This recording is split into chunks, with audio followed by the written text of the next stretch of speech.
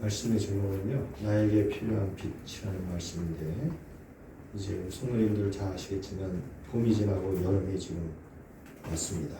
앞으로 이제 8월달까지는 굉장히 무더운 날이 계속될 텐데요. 여름은 더운데 이 열기는 어디서 오냐면 태양빛에서 오는 열기죠. 그래서 지금 밖에 나가면요, 하늘에 그냥 큰 태양이 떠 있는데 이 태양이 이 지구촌을 향해서 강력한 빛을 지금 발산하고 있습니다.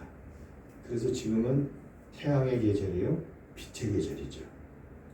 이 빛이 있어야만 이 지구촌이 다 먹고 살 수가 있어요.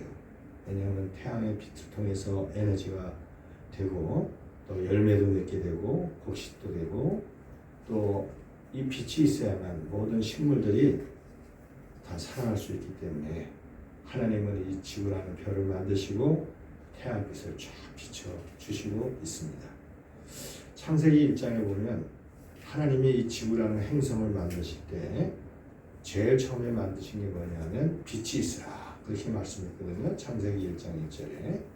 그리고는 하나님이 빛으로 이 지구촌에다가 환히 비춘 다음에 하나님의 신이 수면 위에 운행하시더라, 이렇게 말씀하시더니 그 수면을 하나님이 두 쪽으로 쫙 나눠버립니다. 그래서 그 가운데 공간을 궁창이라고 하시고, 그 궁창 밑에 물들을 모아가지고 바다를 만드시고 육지를 만드신 후에 그 다음에 태양을 공중에 매달으시고 태양빛을 비추셔서 이 바다와 육지에 살고 있는 모든 것들을 살아나도록 하나님이 혜택을 베풀어 주셨어요. 그래서 우리는 이 자연의 이 빛을 볼 때 물론 더워서 그늘에 가서 쉬어야 되고 그러지만 이 빛이 비치는 이 계절에 우리는 사실 누구를 가장 많이 생각해야 되냐면, 빛이 있으니까 시원한 데 가자 이 생각도 해야 되지만 사실은 하나님 아버지를 가장 많이 생각을 해야 합니다. 네. 오늘 말씀 요한일서에 보면 예수님의 제자인 사도 요한이께서 하나님 아버지를 빛이라고 소개를 했어요. 그 1장 5절에 보면은 그렇게 말씀하고 있잖아요. 1장 5절에 우리가 그분에게서 듣고 너희에게 전합니다. 소식은 이것입니다. 곧 하나님은 무엇이라고 했죠? 빛이시라, 그렇게 표현했어요. 자, 그러면 요한이 말하는 이 빛은 아까 제가 말씀드렸던 태양에서 나오는 빛도 포함하지만 사실은 굉장히 중요한 빛을 오늘 우리에게 말씀하고 계시는 것이죠. 그래서 하나님은 빛의 창조주고 빛의 본체이십니다. 요한계시록에 보면은 사도 요한이 요한계시록에 하나님을 딱 봤는데 하나님의 보좌가 있는데 아무도 가지 못할 빛에 거하시는 보좌에 계신 분이라고 표현했어요. 우리는 가끔 그걸 상상할 수 있어야 돼요. 왜냐하면 자다가도 갈 수 있거든요. 그렇잖아요? 언제 갈지 몰라요. 그런데 가게 되면 그 빛 속으로 들어가는 거예요. 그 빛 대신 그분 앞에 딱 서게 되는 거예요. 예수님이 보좌 우편에 계신데 얼굴이 해같이 빛나는 분이시고 발등이 빛난 주석 같은 분이 요한에게 말씀하셨다고 표현했어요. 그러니까 예수님 얼굴도 빛이 쫙 비치는 분이에요. 자, 그러면 우리는 이렇게 자연의 빛을 충분히 누리며 살고 있는데 성경에서 말하는 하나님은 빛이시다, 이 빛을 우리는 어떻게 느끼고 있느냐 하는 것이 오늘 말씀의 굉장히 중요한 초점입니다. 밖에 나가면 지금 뜨거운 태양빛이 쫙 비치잖아요. 그럼 우리가 하나님의 자녀인데 하나님의 자녀로서 우리는 그 하나님의 빛을 어떻게 느끼며 살고 있느냐는 거예요. 오늘 그 말씀하고 있는 거거든요. 자, 하나님이 만드신 비추시는 이 빛은 두 종류라고 볼 수 있어요. 첫째는 자연에 있는 빛. 이 빛을 사람들이 연구를 했습니다. 그 자연의 빛이 여러 종류가 있는데 과학의 빛, 의학의 빛, 광물의 빛, 이성의 빛 이렇게 표현하잖아요. 그래서 과학에 보면은 빛이 막 비추고 있죠. 그래서 자외선이 나오게 되고 이런 빛들을 발견했어요. 과학과 의학이 연결돼서 사람들을 수술할 때, 그렇죠? 적외선 빛을 비춰가지고 사람들을 자외선 빛을 비춰서 수술합니다. 태양에서 나오는 빛은 자외선이에요. 그 다음에 또 인문학에서는 뭐냐면 이탈리아의 르네상스가 있어가지고 이성의 빛이 나왔다고 그랬어요. 사람들이 생각을 하면서 이성을 깨우쳐가지고 문화 예술을 만든 거예요. 그래서 뭐 석고상도 만들고 아름다운 창작품도 만들고 미술품도 만들고 그래가지고 그 성 베드로 성당에 가면 위에 천지창조 그림이 쫙 그려져 있잖아요. 미켈란젤로가 그린 거.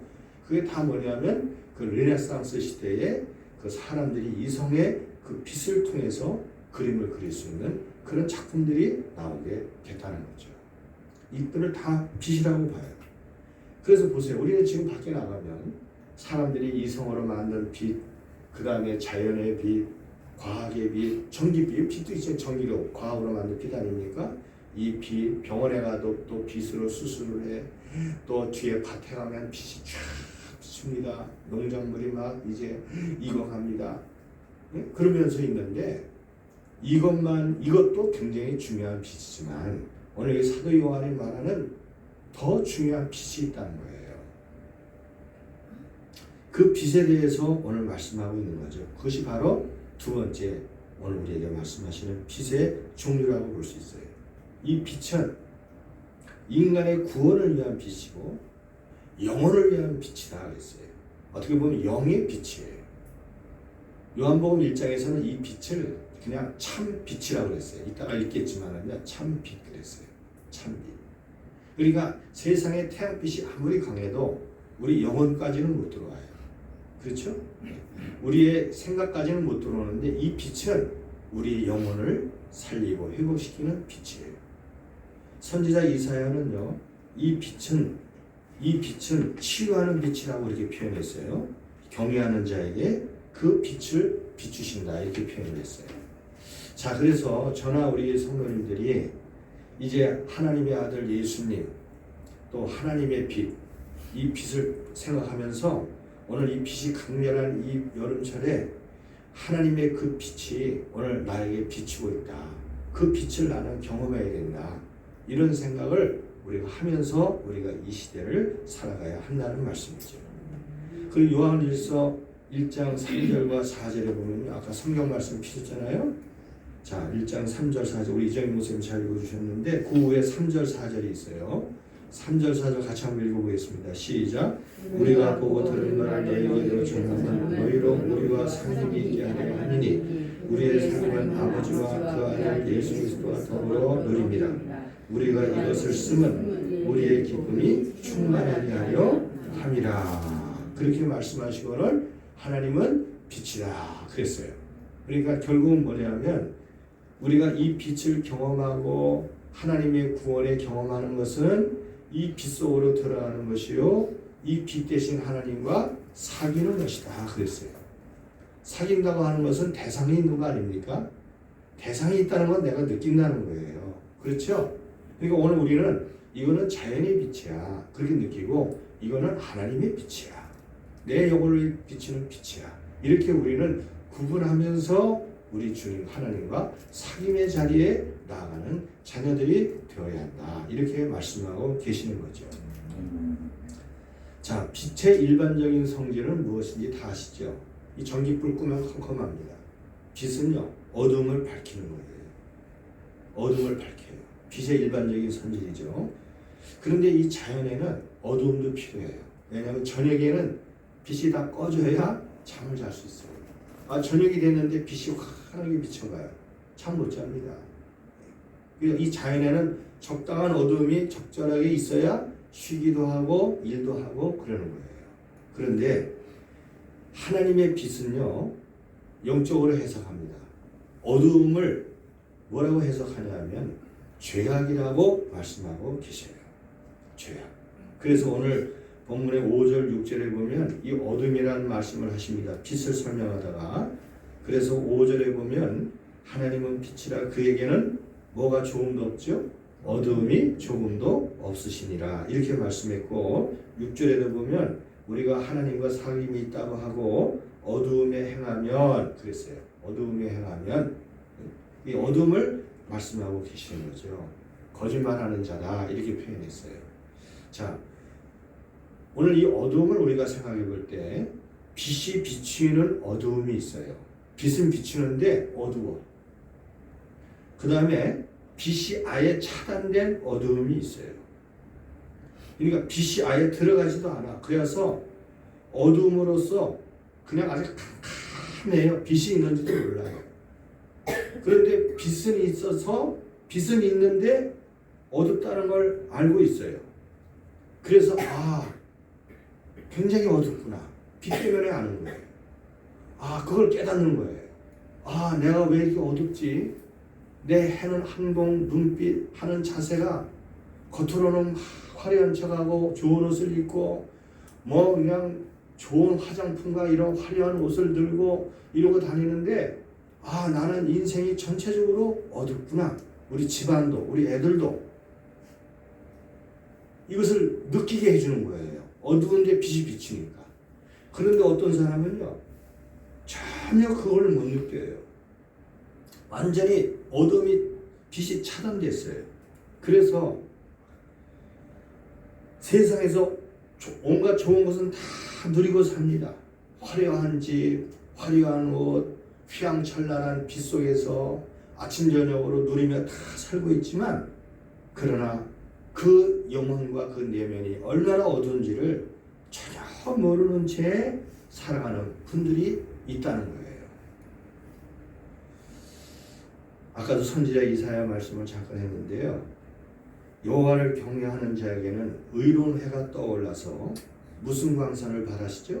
치료하는 광선을 바라신다고 했어요. 그러니까 하나님이 그 영원 깊은 곳을 비추는 빛을 쫙 비추신다는 거예요. 그래서 치료해 주신다는 거예요. 죄의 어둠에서 치료하시고 사망의 세력의 어둠에서 생명의 길로 치료하시고 그 다음 온갖 질병의 어둠에서 그를 치료하시는 광선을 비추신다는 겁니다. 이 빛이 바로 뭐냐면 참 빛이다 이렇게 표현해요. 자, 요한복음 1장 한번 보실까요? 요한복음. 자, 요한복음 한번 찾아보세요. 요한복음 뒤에 요한복음이 있죠? 요한복음 1장 5절에서 14절까지 말씀을 한번 읽어보겠습니다. 요한복음 1장 5절에서 14절 시작. 빛이 어둠에 비치되 어둠이 깨닫지 못하더라. 하나님께로부터 보내심을 받은 사람이 있으니 그의 이름은 요한이라. 그가 증언하는 것이니 곧 빛에 대하여 증언하고 모든 사람이 자기로 말미암아 믿게 하려 함이라. 그는 이 빛이 아니요 이 빛에 대하여 증언하러 온 자라. 참빛 곧 세상에 와서 각 사람에게 비추는 빛이 있었나니 그가 세상에 계셨으며 세상은 그로 말미암아 증거 되셨을 때 세상이 그를 알지 못하였고 자기 땅에 오매 자기 백성이 영접하지 아니하였으나 영접하는 자 곧 그 이름을 믿는 자들에게는 하나님의 자녀가 되는 권세를 주셨으니 이는 혈통으로나 육적으로나 사람의 뜻으로 나지 아니하고 오직 하나님께로부터 난 자들이니라. 말씀이 육신에 되어 우리 가운데 거하심에 그의 영광을 보니 아버지 독생자의 영광이요 은혜와 진리가 충만하더라. 그랬어요. 지금 이 사도 요한이 이 말씀을 기록할 때 여기 요한이라는 분이 나오잖아요. 그의 이름은 요한이라. 이 요한은 누구냐면 세례 요한을 말해요. 그러니까 성경에는 요한이 세 분 나옵니다. 마가라는 요한, 그 다음에 예수님에게 머리에 물을 부은 세례 요한, 그 다음에 오늘 예수님을 만나 제자가 된 사도 요한. 요한계시록 요한 1, 2, 3, 4를 쓴 분이 사도 요한이에요. 근데 이 사도 요한이 예수님이 어떤 분인가를 소개하기 위해서 세례 요한을 지금 들어서 설명하고 있는데 세례 요한이 하는 말씀이 빛이 되신 분이 오셨다는 거예요. 자기 땅이 오매 자기 백성이 알지 못하더라 이거예요. 그분이 바로 누구예요? 예수님이시라는 거예요. 그렇죠? 그런데 이 빛 되신 분이 결국 아버지의 빛을 가지고 오신 빛이신데 이분이 각 사람에게 비추는 빛으로 비추신다는 거예요. 각 사람에게 빛인데 각 사람에게 비추는 빛이에요. 각 사람의 어두움을 다 알고 있어요. 어둠이 다 틀려요. 정도가 깊이가.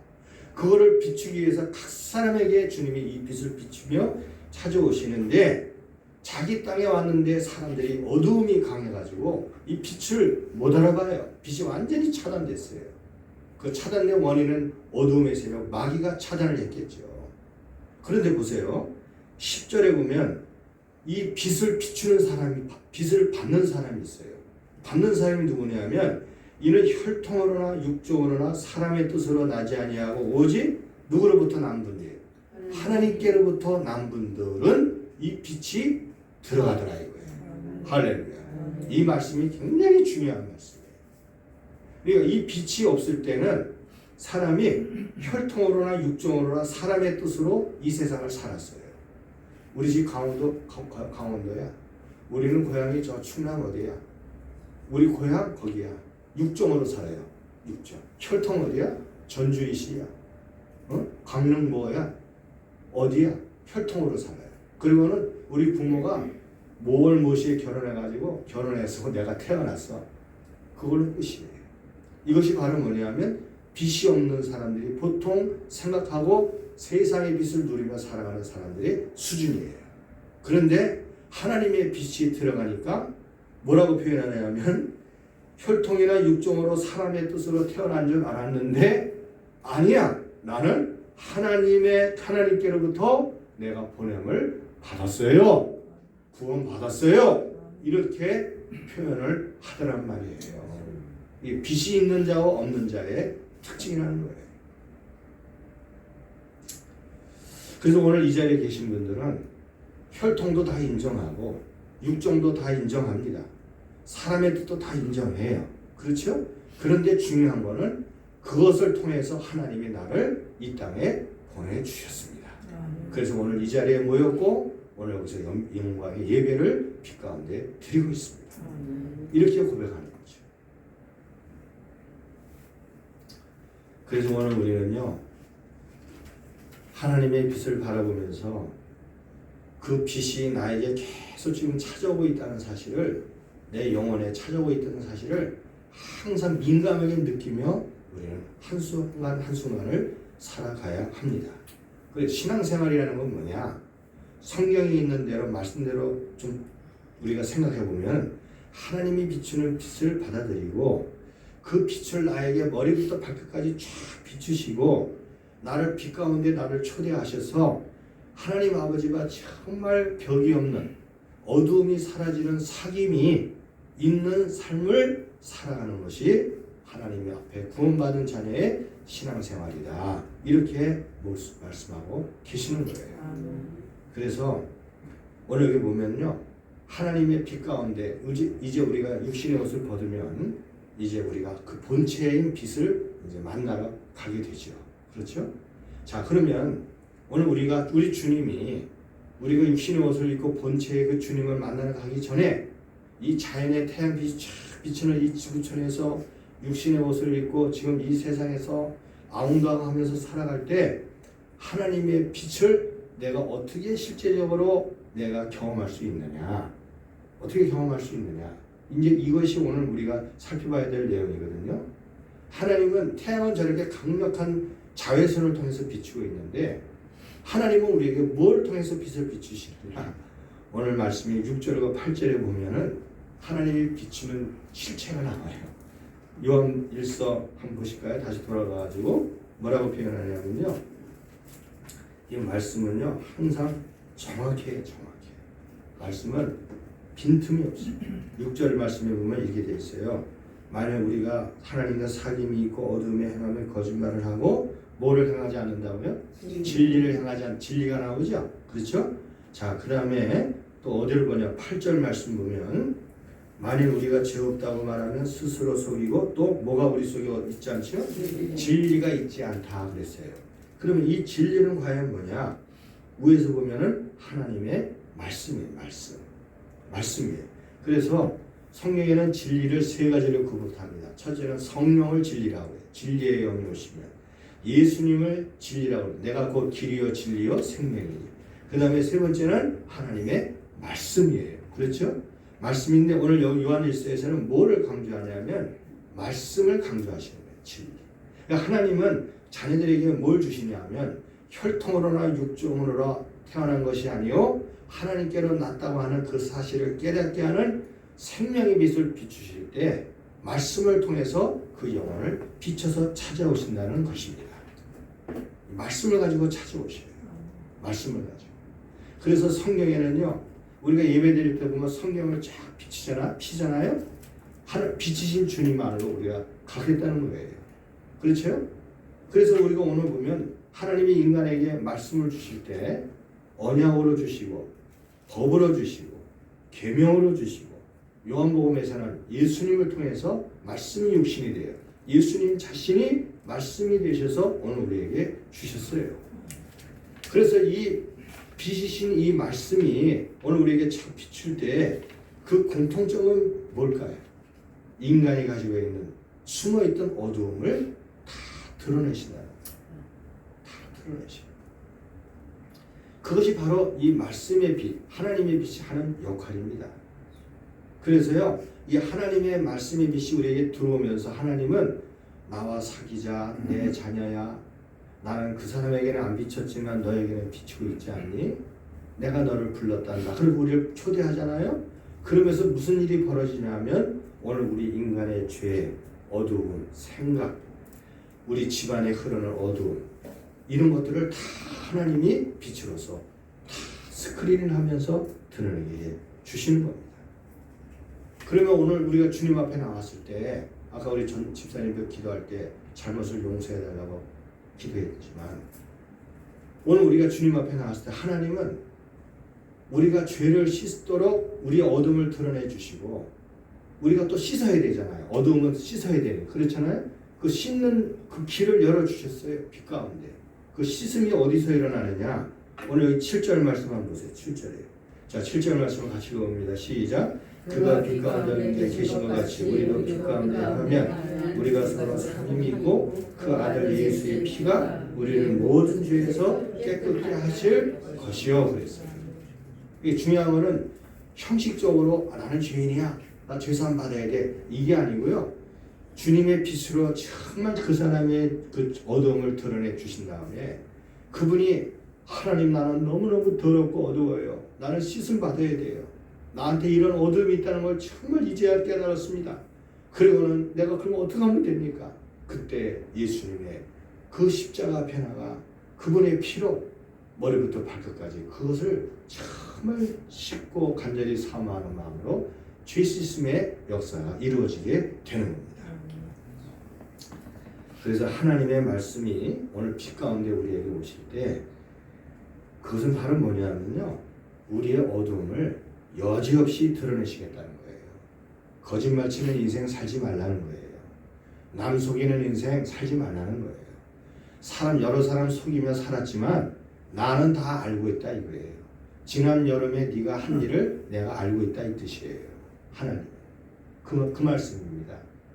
우리는 하나님과 사귑니다. 뭐 예배드리고 찬양합니다. 뭐 할렐루야 내 목소리를 들으세요. 내 이 소프라노 들으세요. 바리톤이 어떻습니까? 뭐 이러면서 막 자기 걸 자랑하려고 그러는데요. 가장 중요한 근본적인 것은 뭘 자랑하려고 하는 것이 아니라 하나님이 나의 어두움을 알고 있다는 것을 항상 기억해야 돼요. 돈 문제, 이성 문제, 부부간의 문제, 또 뭐 직장 다니는 문제, 내가 하는 모든 문제, 이런 모든 문제를 다 알고 계셔요. 주님. 그래서 오늘 우리는요, 하나님과 사귐의 자리에 간다는 얘기는 절대 거짓말, 쇼를 하고 이중 플레이를 하는 것이 통용이 되지 않는다는 사실을 잘 아셔야 됩니다. 그래서 오늘 우리가 예배를 드릴 때도 주님이 바로 빛 가운데 우리를 만나시는 거예요. 그 다음에 기도할 때도 마찬가지예요. 하나님은 그 빛 속으로 우리를 불러들이기 위해 문제들을 턱턱 던져주죠. 우리는 그 문제 속에서 때로는 강에서 허우적거리고 돌을 짊어지고 건너야 되고 때로는 아파요. 눈물이 나요. 그 문제 앞에 주님 앞에 설 때 주님은 우리에게 빛으로 다가오시는 거예요. 다가오셔서 우리를 치료하시고 우리의 속속들이 어두움을 드러내 주시는데 예수님이 누가복음에 말씀하신 것처럼 포로되어 있던 것, 보지 못하는 것, 눌려있는 이런 모든 것들, 어두움의 속에 꽉 쪼여 있던 것들을 하나님이 다 풀어주시고 해결해 주시는 겁니다. 이 말씀의 빛이 얼마나 날카로운지 히브리서 4장에 보면요. 우리 히브리서 한번 찾아보실까요? 히브리서 4장. 성경을 너무 잘 찾으셔가지고 성령님들은 정말 승리하시는 분입니다. 히브리서 4장 355페이지에 있습니다. 히브리서 4장 12절에서 16절에 있는 말씀이거든요. 같이 한번 읽어보겠습니다. 시작. 하나님의 말씀은 살아있고 활력이 있어 자외의 날쌘 어떤 것보다도 예리하여 혼과 영과 감정, 골수를 찔러 쪼개기까지 하며 또 마음의 생각과 뜻을 판단하시나니 지으신 것이 하나도 그 앞에 나타나지 않음이 없고 우리의 결산을 받으실 이의 눈앞에 만물이 벌거벗은 것 같이 드러나느니라. 그러므로 우리에게 큰 대제사장이 계시니 승천하시니 곧 하나님의 아들 예수시라. 우리가 믿는 도리를 굳게 잡을지어다. 우리에게 있는 대제사장은 우리의 연약함을 동정하지 못하시지가 아니요 모든 일에 우리와 똑같이 시험을 받으시니로되 죄는 없으시니라. 그러므로 우리는 긍휼하심을 받고 때를 따라 돕는 은혜를 얻기 위하여 은혜의 보좌 앞에 담대히 나아갈 것이니라. 이렇게 표현했습니다. 자, 이 말씀의 빛이 어떻게 날카롭냐면 살아있고 활력이 있어서 좌우의 날쌘 어떤 검보다도 예리하대요. 우리의 혼과 영을 쪼갠대요. 관절과 골수를 찔러 쪼갠대요. 이 관절 안에 골수가 있거든요. 이 골수가 피를 만드는 곳인데 골수가 망가지면 인생 무너지잖아요. 붙어 있습니다. 그걸 쪼개버린다는 거예요. 그러니까 의학으로 안 되는 부분인데 이 말씀이 들어가면 그것이 갈라져 버려요. 영과 혼을 갈라버려요. 그 정도로 날카롭다는 거예요. 숨길 수가 없어요. 그렇게 하신 분이 마음과 생각의 뜻을 판단하신대요. 우리가 마음과 생각 뜻을 다 판단하고 있어요. 판단. 예배 끝나면 나 어디 가서 오늘 뭐 해야지까지 다 판단하시는 거예요. 어떤 생각으로 예배 자리에 오셨는 것까지 다 판단하고 있어요. 다 판단하시고 그 다음에 우리의 결산을 받으실 그 앞에 벌거벗은 것처럼 드러나게 하신대요. 결산을 받으실 그분 앞에 그냥 홀랑 베끼는 거예요. 홀랑 베껴가지고 그분 앞에 그냥 완전히 벌거벗은 것처럼 드러나도록 만들어 놓는 작업을 이 땅에서 이미 말씀의 빛을 통해서 하시고 있다는 거예요. 그러면 오늘 이 말씀의 빛 앞에 온전해질 사람이 있습니까? 한 사람도 없어요. 그러니까 이 말씀의 빛이 오면서 아버지가 그 빛을 비추십니다. 아들 예수님은 알고 있어요. 저 빛 때문에 완전히 드러나가지고 허물이 드러난다는 거.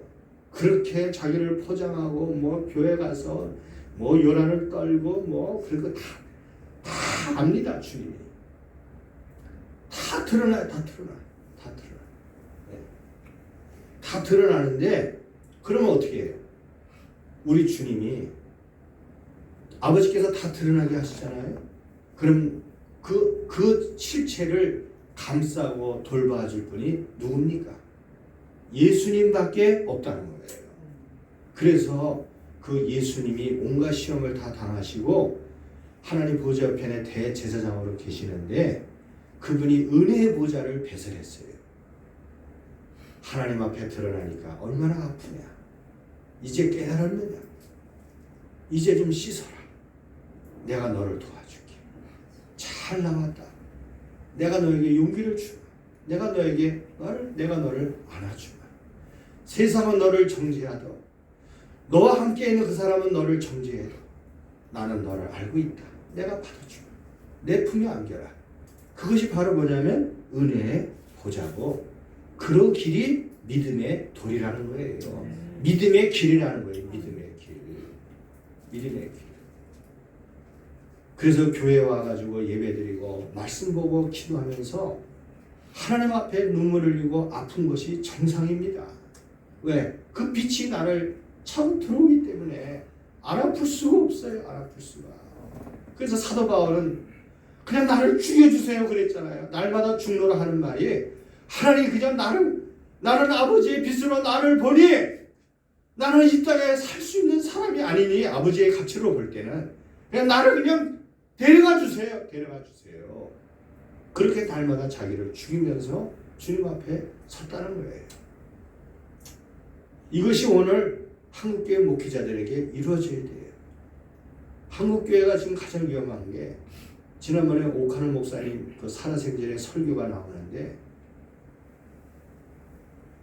그분이 예언을 하고 가셨더만요.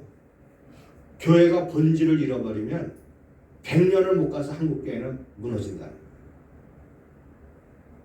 본질을 잃었다는 거예요. 본질을. 성도만 1000명 모이면 된다. 땅만 사면 된다. 교회만 지으면 된다. 본질은 다 잊어버렸다는 거예요. 본질. 빚을 잃어버렸어요. 빚을. 목사가 빚이 뭔지를 몰라요. 저도 그런 사람 중에 하나였습니다. 근데 이제서야 조금 깨달았어요.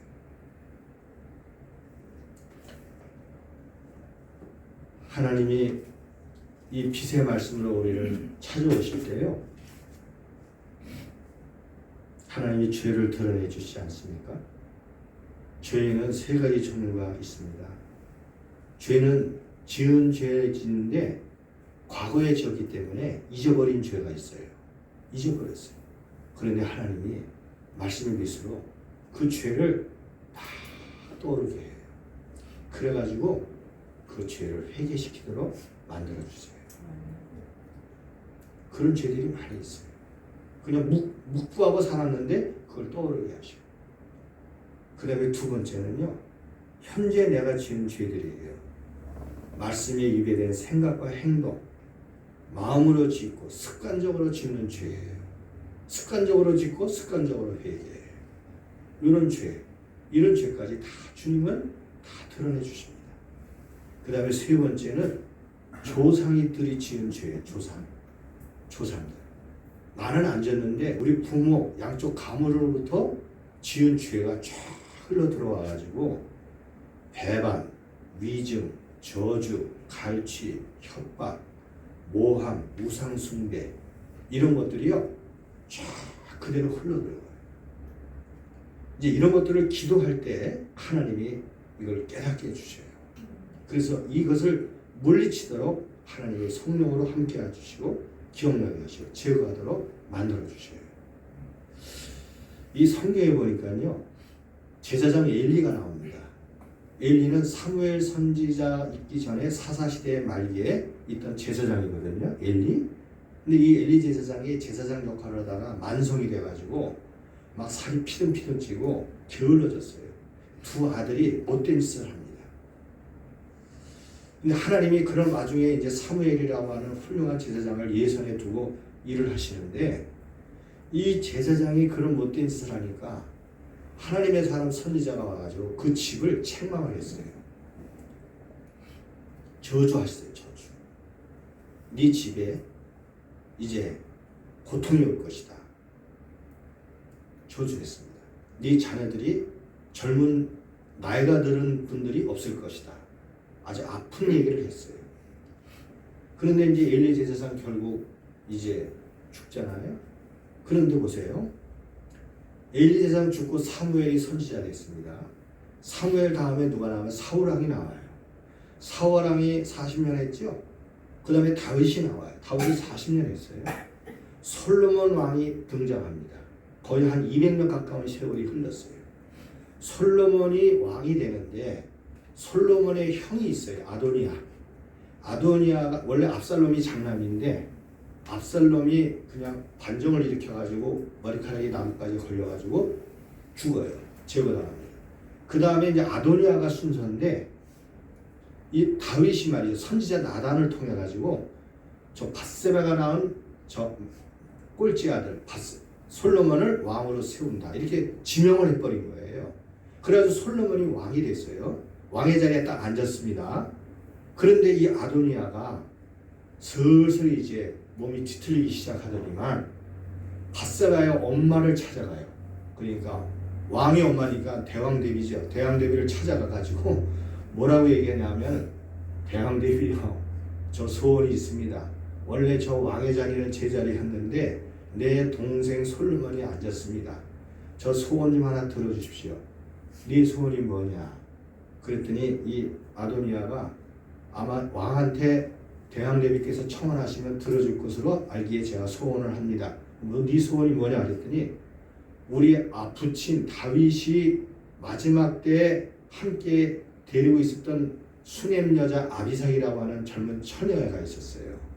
이 처녀 저 소년을 처녀 아이를 내가 좀 같이 데리고 살겠습니다. 그렇게 청원을 해달라고 부탁을 하는 거예요. 그러니까 이 대왕대비가 그래 솔로몬 왕에게 한번 부탁을 해보죠. 그래가지고 부탁을 하러 갔어요. 부탁을 하러 갔더니 솔로몬이 화구머리 끝까지 났어요. 그래가지고 아직도 자기 자신을 모르고 자기 위치를 모르고 그 짓거리를 하고 있다면서 아도니아를 이제 제거를 하는데 아도니아가 그 일을 벌릴 때 아도니아 편에 줄을 서는 사람들이 있어요.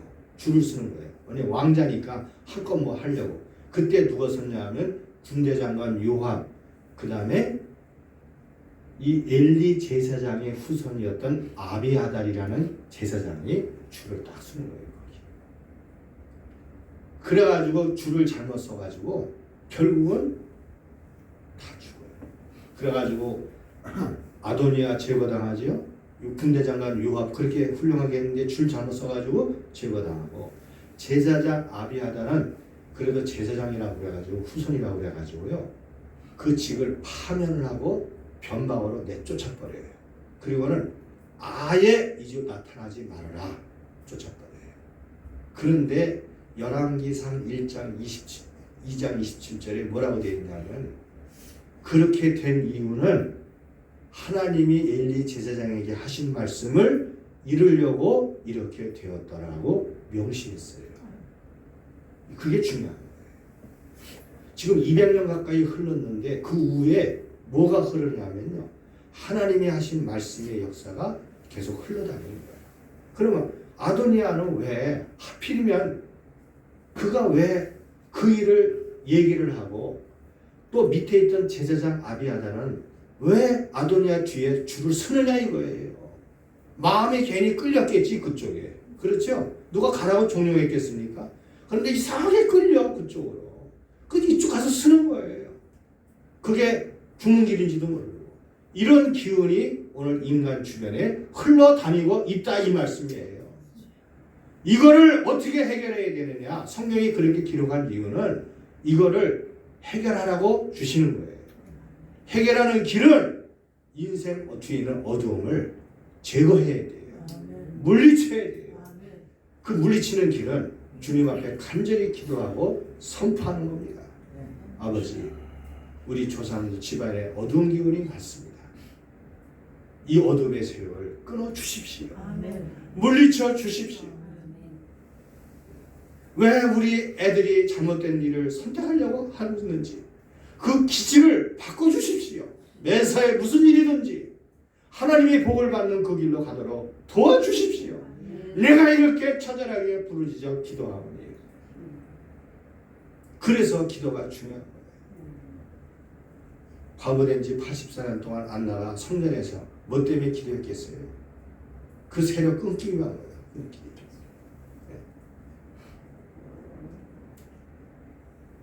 오늘 우리는요. 하나님의 말씀의 빛으로 우리 자신을 진단을 항상 해야 합니다. 현재가 중요한 게 아니고 이미 과거에부터 흘러내렸던 세력까지도 우리는 다 바꿔야 돼요. 끊어야 돼요. 앞으로 일어날 일을 예방하면서 나가야 됩니다. 그래서 기도가 항상 있어야 돼요. 그냥 주일날 예배만 갔다 오면 됐지. 오늘 예배 다 드렸네. 됐어. 이제 골프 치러 가야지 뭐. 됐어. 이런 수준 가지고는 오늘 우리가 이 어둠의 세력을 제거하기가 어려워요. 얼마나 짙은지 몰라요. 로마서 13장 그런 말씀 하잖아요. 로마서 13장에 제가 한번 찾아서 읽어볼게요. 로마서 13장. 로마서 13장 11절에서 14절에 또한 너희가 이 시기를 알거니와 자다가 깰 때가 벌써 되었으니 이는 이제 우리가 구원이 처음 믿을 때보다 가까이 왔습니다. 밤이 깊고 낮이 가까웠으니 그러므로 우리가 어두움의 일을 벗고 빛의 갑옷을 입자. 낮에와 같이 단정히 행하고 방탕하거나 술 취하지 말며 음란하거나 호색하지 말며 다투거나 시기하지 말고 오직 주 예수 그리스도를 옷 입고 정욕을 위하여 육신의 일을 도모하지 말라 그랬어요. 이 어둠의 세력을 우리는 극복하면서 이 마지막 때를 이기며 사셔야 합니다. 하나님의 말씀의 빛은요, 이렇게 우리를 다 드러나게 해주시고, 그 다음에 우리 길을 빛을 비춰서 안내해 주세요. 시편 119편 105절에 주의 말씀은 내 발에 등이여 내 길에 빛이라고 그랬잖아요. 그 길을 쭉 안내해 주시고, 또 이 말씀은 베드로후서 1장 20절 21절에 보면 하나님의 말씀은 성령으로 감동이 되기 때문에 하나님의 영이 우리에게 말씀의 빛으로 들어오면서 우리에게 성령으로 감동을 주셔가지고 정욕을 위하여 육신의 일을 도모하며 살아가는 육신의 욕구를 제어하도록 우리를 만들어 주셔요. 그래서 변화가 일어나도록 만들어 주시는 겁니다. 오늘 이제 말씀을 냈습니다.